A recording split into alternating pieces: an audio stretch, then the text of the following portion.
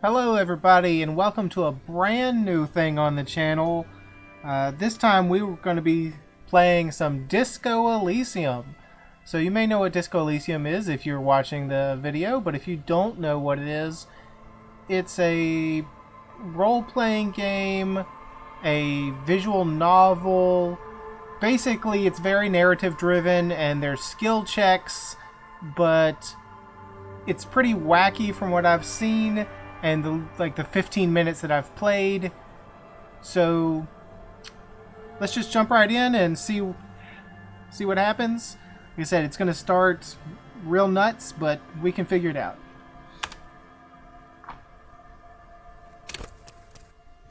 So we get a chance to select our character here, like what kind of stats they have. We can be the thinker, which is extremely intelligent, very bad with people, knows interesting facts, and comes up with original ideas. We can be sensitive, very psychological, a magnetic personality but unstable, might begin to lose his mind.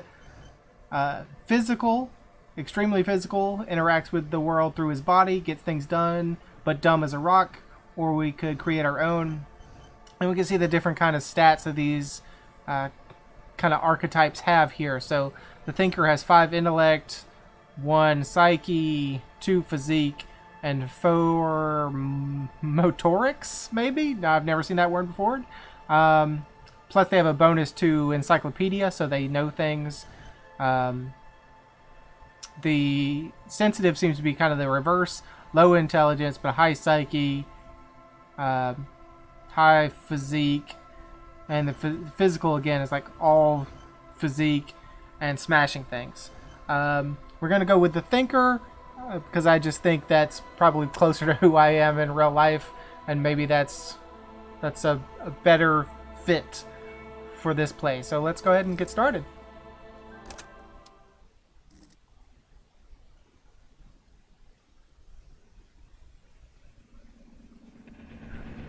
The Furies are at home in the mirror. It is their address, and I could not read the rest because it went too fast.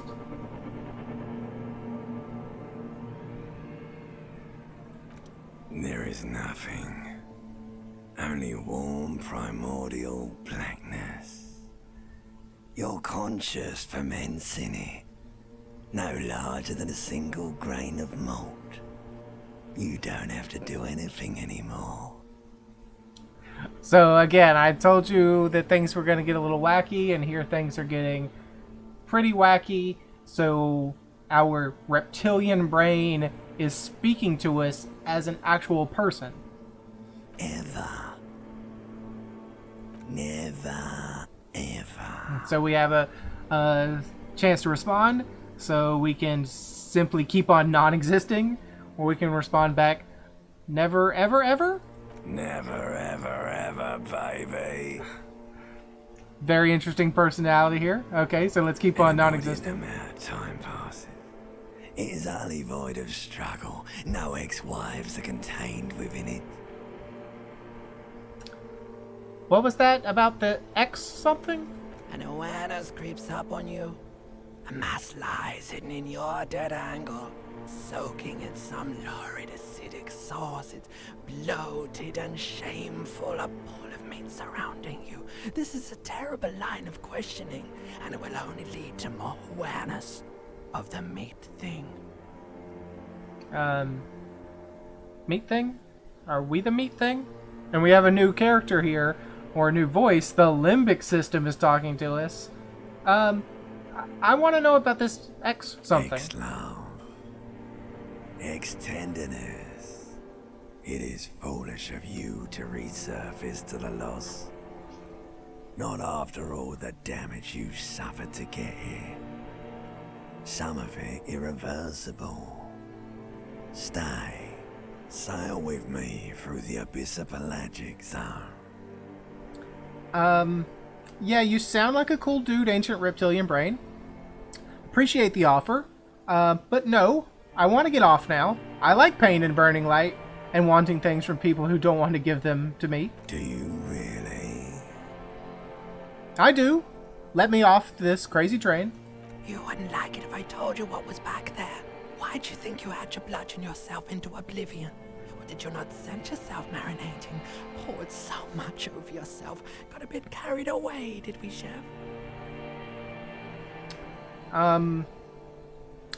I did this to myself?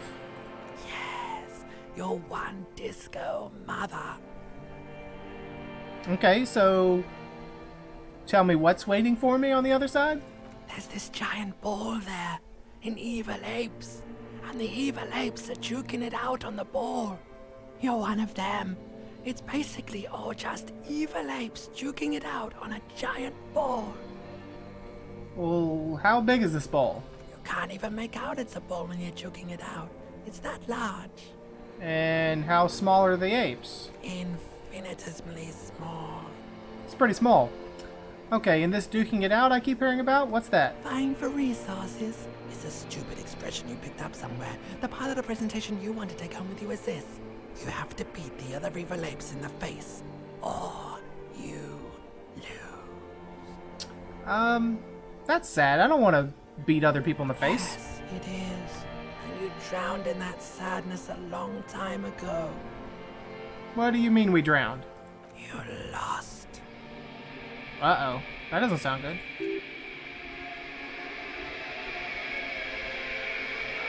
So, we've had a skill check here from our encyclopedia. So we do dice rolls sometimes in the game. And our encyclopedic brain has told us that we recognize the sound that we hear. And it's a Capri Kanema motor carriage. So, let's open our eyes.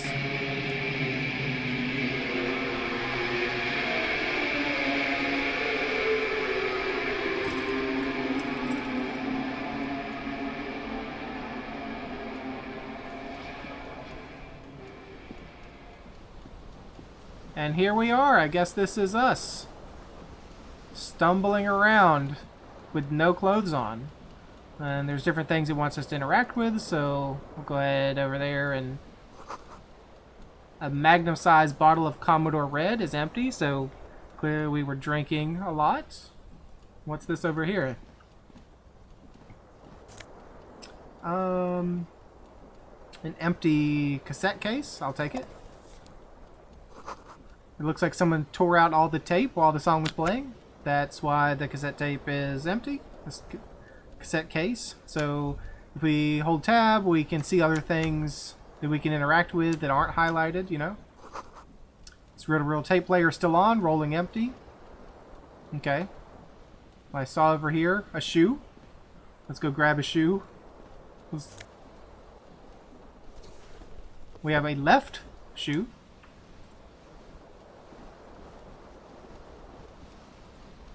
And I see a pair of pants, so we probably want to throw those on. Like, we'll throw them on over our shoe, I guess, because we didn't see what that option was. It was telling me something about the stats of that device, I believe, or that device, the pants. Here's our disco blazer. Gives us +1 to Aspira de Corps. Take that, put that on.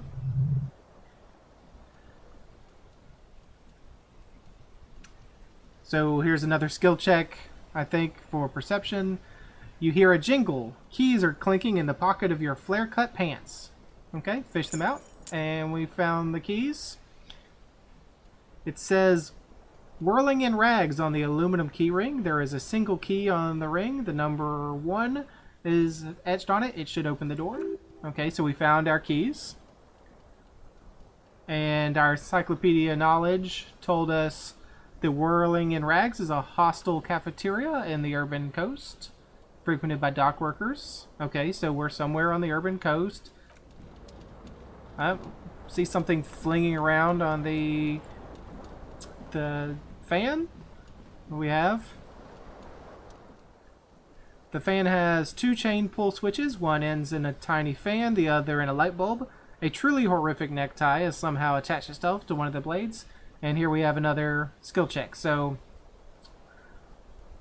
it's a skill check against our savoir-faire skill. And we have a 58% chance to pass the skill check. You swoop up and catch the tie. Snap! It's released from the blade. Alright. What you have in your hand is a truly hideous necktie. Okay, we already saw that. So, let's just turn the fan off. And we'll leave this alone. We go hang out in the... What's this, bathroom? Okay. Words fail to describe how rank it smells in here. They should have sent a poet. You see bottles in the bathtub, wine, beer, and sweet liqueurs. Okay, so we've been drinking in the bathtub.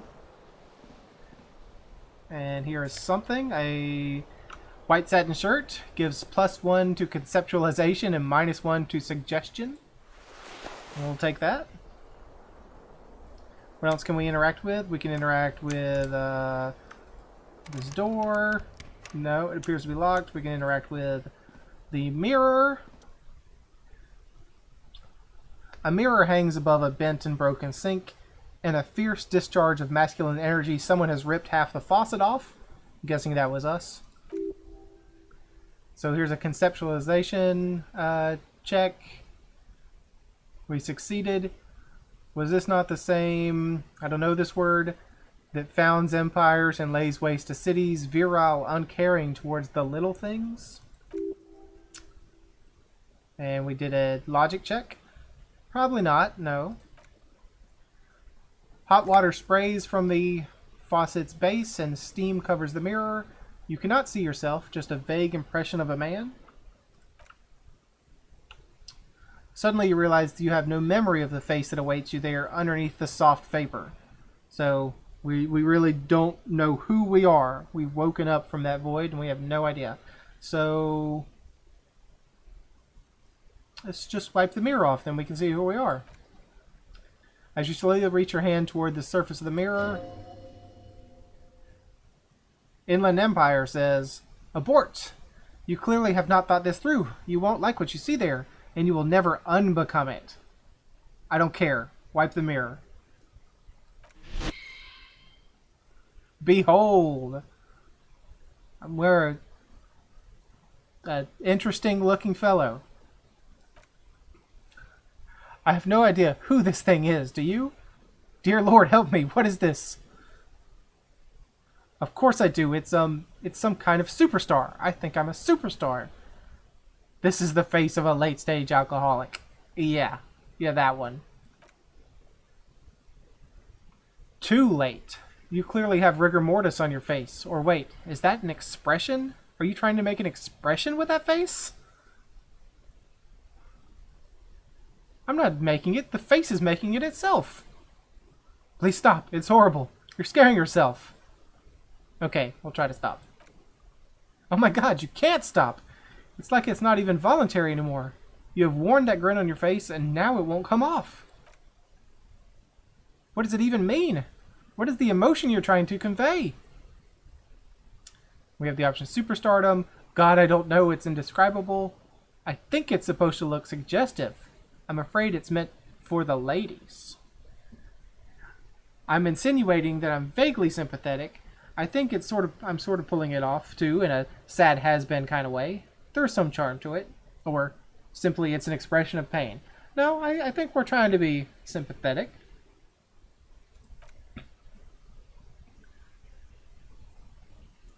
There might have been 10 years ago. It's little more than a cadaverous spasm now. So a couple skill checks. We have a skill check for encyclopedia, where we dig deep into our mind to locate the source of the expression. We have a 58% chance of succeeding there, so give that a go. Oh, we failed. And it's locked. Okay. Like the rest of you, it comes from a bad place, somewhere in the past. That's all you know for now. Well, heck, let's go for the 3% attempt to stop it. I mean, if we're going to fail, let's fail spectacularly. It's too late. Like an image on film, the expression belongs to your primary motor cortex. It would take a minor neurological miracle for you to cease producing it. Okay. So we know what our face looks like, and we look a little, say, interesting. Let's check our stats or our inventory. We don't have any glasses. We don't have any gloves. We don't have a right shoe. No bullets. Nothing held in our left hand. No hat. Nothing in our hands. Okay, so look right out of here. I think there was some more stuff to check out. This one's interesting. It's not green, it's yellow. We can kind of zoom in on it as well. So what do we have here? Looks like a broken window. Yes. The window stands broken in its frame. Cold wind blows in. Okay, look out. The morning light hurts your eyes. It's hazy, but you see the ocean and some war-torn buildings. Okay, do some easy visual calculus and assess the damage. The shards face outward. Whatever broke this window came from the inside. Did I break it with my own hands? A fine web of scarring covers the back of your right hand, but none of it is recent. What did this then? More likely a projectile than a held object. There are no fragments on the floor from pulling a tool back in after impact. Wait, what am I doing? Something you've done before. So let's assess the size of the impact. It's too large for a bullet, yet too small for a piece of furniture. You're looking for something heavy and larger than your fist. The single green shoe you found fits the hole almost as well as your foot. It would have also been heavy enough if thrown with force. Congratulations, you smashed the window with your own shoe. Now you only have one. If you're lucky, you can still find the other on the balcony outside. The door to it should be outside your room. Maybe it wasn't me? Or I should go and get that shoe? Or I don't need it. I don't need anyone. Yeah, I should probably go get that shoe.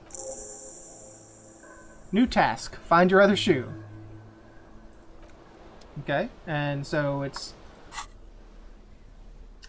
trying to tell me something here. So here we have the task of finding your other shoe. And no map.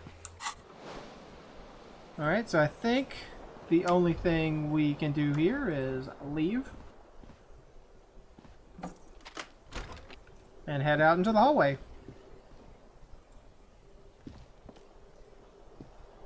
Anything we can interact with over here? Yeah, there's something on the table. Okay, well what is it? 40 cents. I'll take it. So there's a doorway here, but there's some other stuff up here on this floor that let's check on. Hello, officer. Hello. I just want to check the calendar. Then I'll speak with you. We have Miss Orange Disco Dancer. The young woman raises a cigarette to her lips. Her eyes are brown and her face is speckled with birthmarks. She can't be more than 28. A silver jumpsuit falls off her like scale armor, sparkling. This is the sparkle of too many nights out in the city. Officer? Am I military personnel? Or turn your bloated face away from her beauty and just keep on walking. So we don't know who we are, so it makes sense that we might be confused and ask her about our past.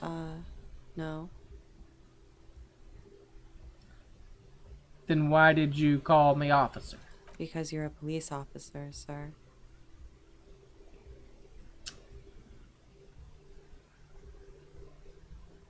Are you sure? I am, yes. Unless you've been feeding us a set of very well-rehearsed lies all this time. All this time? How long have I been here? You've been here for 3 days. On official police business, no less. And I don't think I should be asking her this, but and what business is that? I couldn't say. In truth, so far, mostly drinking. Yeah, That makes sense. I have been mostly drinking. You're right. You have no doubt about the drinking, but do you strike yourself as a tight-lipped drunk? She must have heard something. I might not know where I am, or who I am, or what a Kupri Kanima is. How I know what one sounds like. I don't remember being a cop or anything else. Who in the right mind would let me be an officer of the law? Or challenging, try the suggestion on her. Yeah, let's not do that.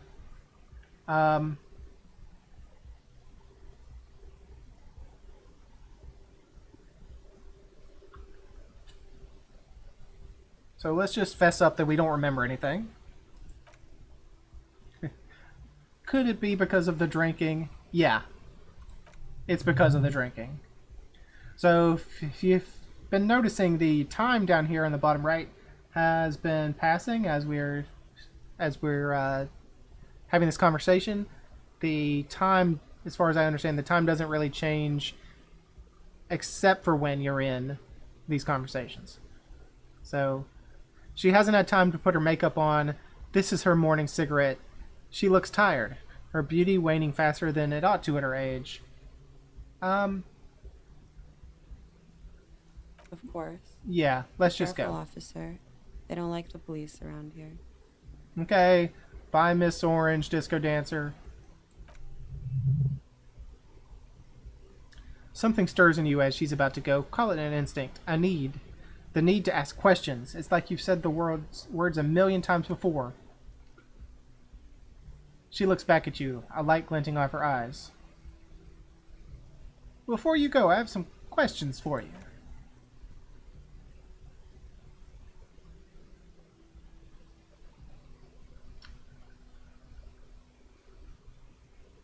Your room is almost next to mine. Did you hear anything last night?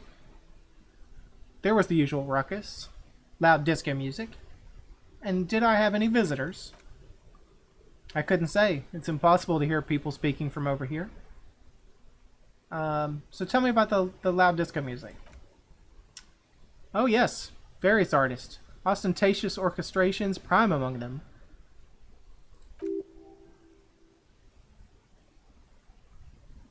Oh, that. Yeah, whew. The less said about OO, the better. OO were huge when where I came from. I was very young then, of course, like 7. I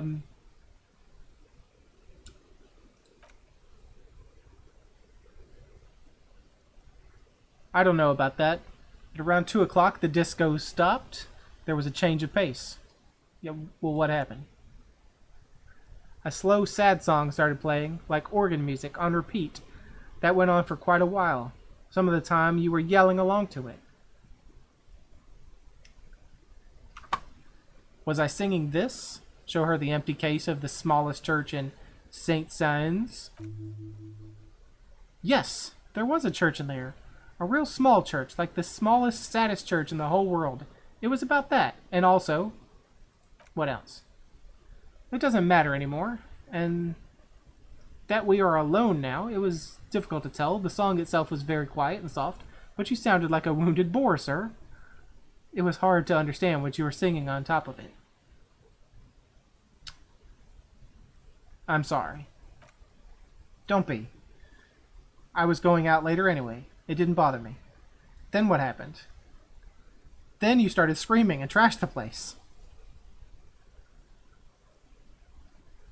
That's so me. What did I do? A window was smashed, the tape player probably, the song stopped. And furniture too. A real destructathon. There was screaming. Then I think you passed out. Please tell me there wasn't anything else. There was. I think you screamed that you didn't want to be this type of animal anymore. I may have misheard, but it was sort of memorable. I went out afterwards. Everything was quiet by then, around 4 or 5. And that was it. So, where are we? We're the whirling in the whatever, right? You're in a hostel, sir. No, where are we? Where in the world? We are in Revachol. Okay. Revachol, the disgraced former capital of the world, divided into zones of control under foreign occupation. Half a century after a failed world revolution, she is central to our moment in time. Should that mean something to me? You sure look like you're from Revachol parties. So what is it they have against the police here? The dock workers are pretty cocky. They think they're police enough. At least here on the coast. I can't say about the rest of the city. So we can ask her what year it is, but I'm just going to move on. Glad to have been of assistance. Thank you.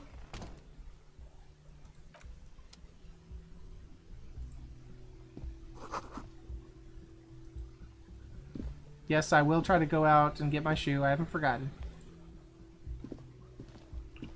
Zoom in to try to get... This is the weekend edition of the satirical newspaper, Trompe le Monde. Nothing on the front page rings a bell. Strange. So yeah, we've completely forgot what year it is, who we are, everything. So let's move on. Try to get that shoe.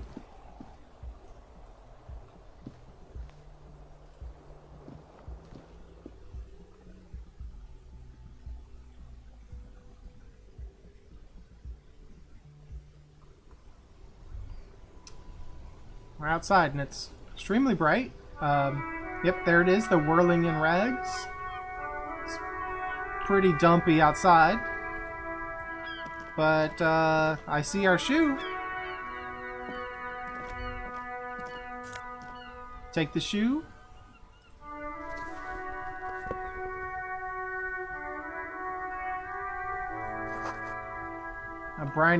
A gust of briny wind washes over you.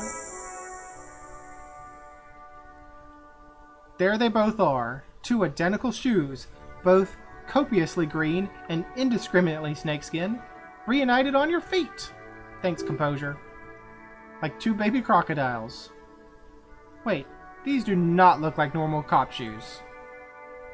It's pretty clear a normal cop is not what you are. Yeah, you think? How do they fit? Good. They're balanced, comfy.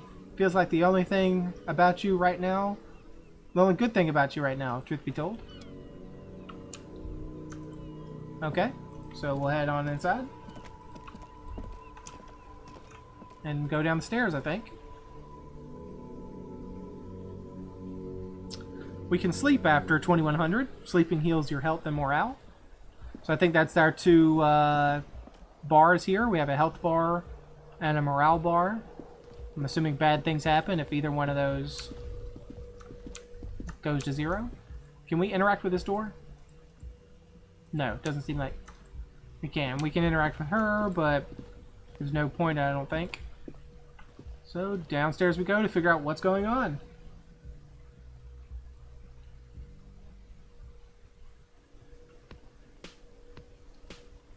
Okay. There's the lobby of the whirling in rags.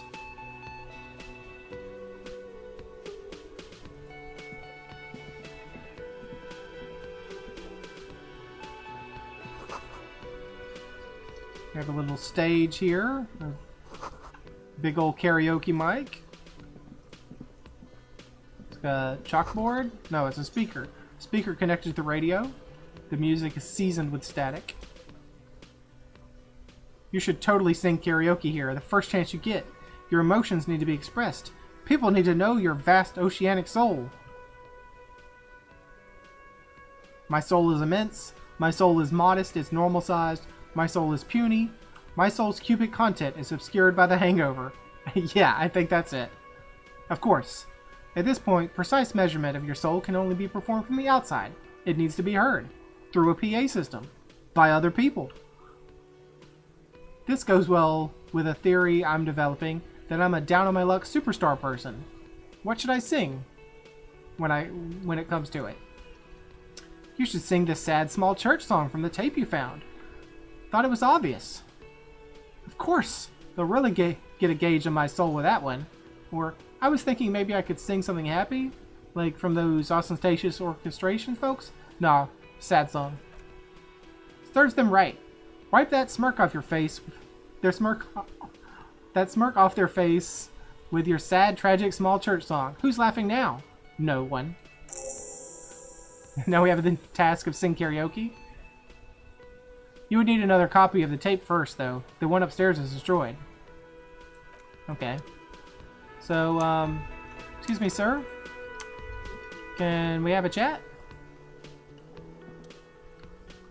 We have Garta, the cafeteria manager. A man in his late 20s stands behind the counter, inspecting a stuffed seabird. As you approach, he gives you a sideways glance, then looks down again. Oh, we failed an empathy test, an easy one. Everything is cool between you and this guy. He's a big fan. Make some small talk. So let's just look at the stuffed bird. A competent work of taxidermy. The white and brown seabird lies among piles of coasters and drying mugs. One of its wings broken. The man is trying to mend it. Looks like the bird was ripped off the shield that was used to mount it. Most likely on a wall. This is the Great Skua. The seabird is the symbol for the discovery of the Insulindian Isola, the part of the world you're in right now. Thank you, Encyclopedic Brain. The small steel tag says as much. The Great Skua. Can I help you with that? Look, your buddy is over there. So he looks at the doors where a man in a bomber jacket is tapping his foot on Why the don't floor. you go and talk to him, okay? What do you mean, my buddy? He pretends not to hear you, concentrating on the bird instead. Okay. What you got on the menu? The menu's been wiped clean. Only the word Monday is written on it. A woman's hand wrote yesterday's menu. Today starts in a man's handwriting. This is a water cooler. A large bubble is rising to the surface. The door is bolted. A sign says, "Kitchen reserved for personnel until 1300. The soft purr of electric juicer comes from the kitchen. Someone is working. Oh, so we can double-click to run, I think? Yeah, okay. So that's interesting. It's good to know. Inside you catch a glimpse of the Union paraphernalia, a strike poster, some red pennants. So we're getting an idea of what's going on here. It's a Union town. A sign reads, "Mess hall reserved for Union members." Okay. Hello, ma'am. Hello, sweetie. Lena, the cryptozoologist wife. You shouldn't keep your colleague waiting. She nods towards the man in the orange bomber jacket. Okay, so I see him. Yeah, but I don't want to talk to him. I want to read everything else. The theme on that pinball machine is standard royalist theme, used on everything from pinball cabinets to full-flavor cigarettes. What are its hallmarks?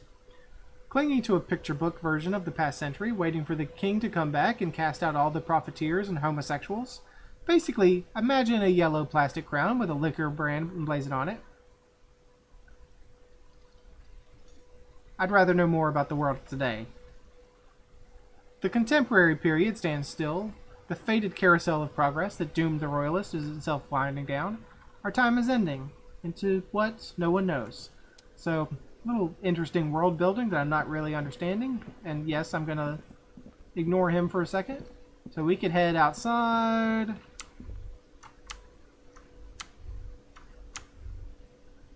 Like there's something that we can interact with up there, but we really can't because I think it's behind the curtain. Yeah, we can't reach that. So there's a person over here by the window we could speak to.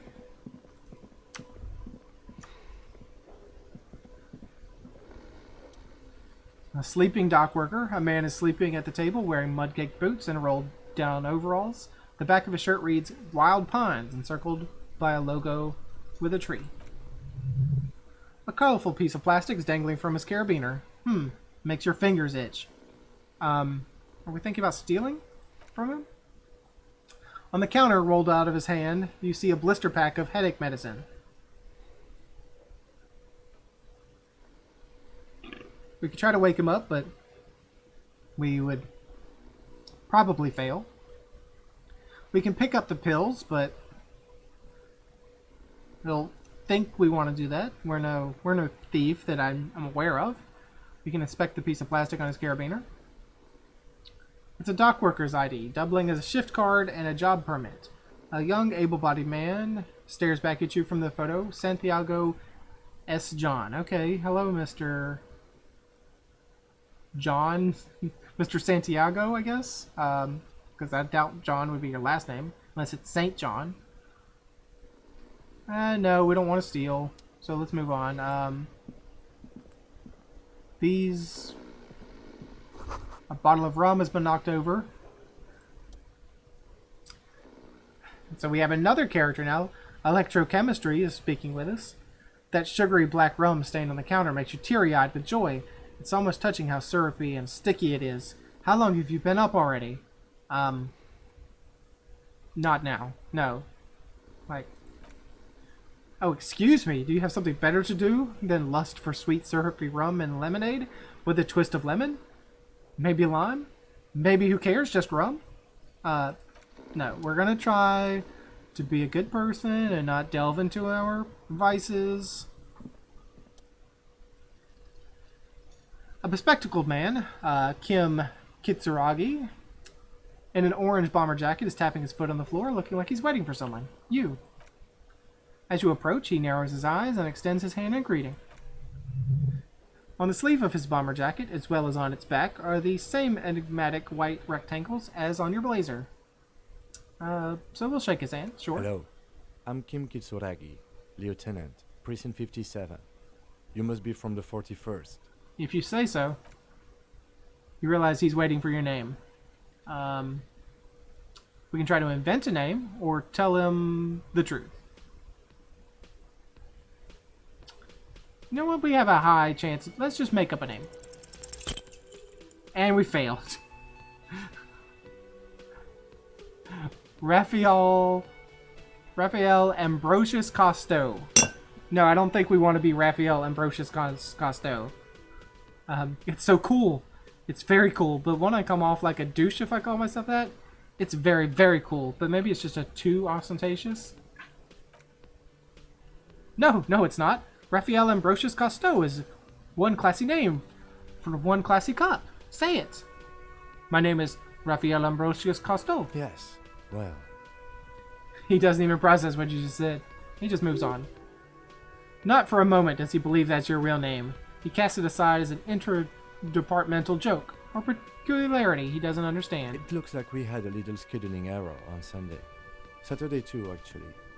Have you had time to talk to the manager here? No, I was supposed to talk to the manager?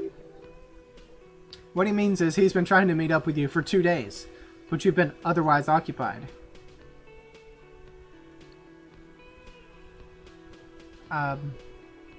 No. Then we should ask him for a rundown of the area. Get me up to speed. I understand the scene is out back, right? I don't know what you're talking about. It also wouldn't hurt to assure him the police are finally here. In full force, I mean.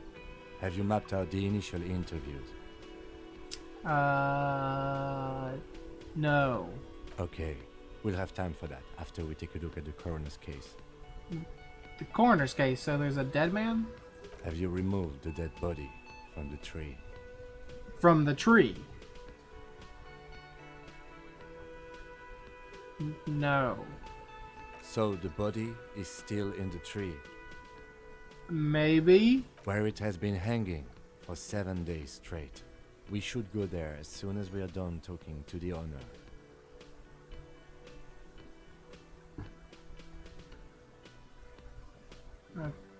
Okay, let's try this. Let's not tell him we don't remember anything. Let's just get going then. There's a couple new tasks. Interview the manager, inspect the body. If you're about to embark on an investigation, shouldn't you have a badge? Yeah, shouldn't have a badge. You mean you don't have a badge? It wasn't on me when I woke up.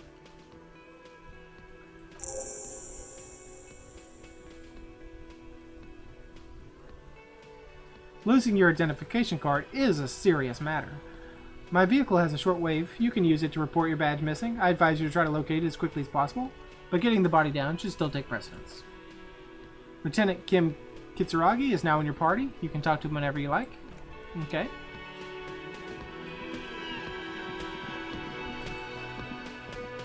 But I think for now, we will leave the rest of this investigation for the next episode. We've had a good introduction to how this game works out and, you know, who we are. Well, actually, we don't know who we are, but we're getting an idea maybe of who we are. We're a alcoholic that is very sad and thinks sometimes that he's a superstar. But we are way in over our heads. There's a dead body just hanging out for 7 days because apparently we've just been in a drunken stupor and haven't been doing a thing. But I guess we'll figure that all out next time. Hope to see you again then. Thanks for joining me.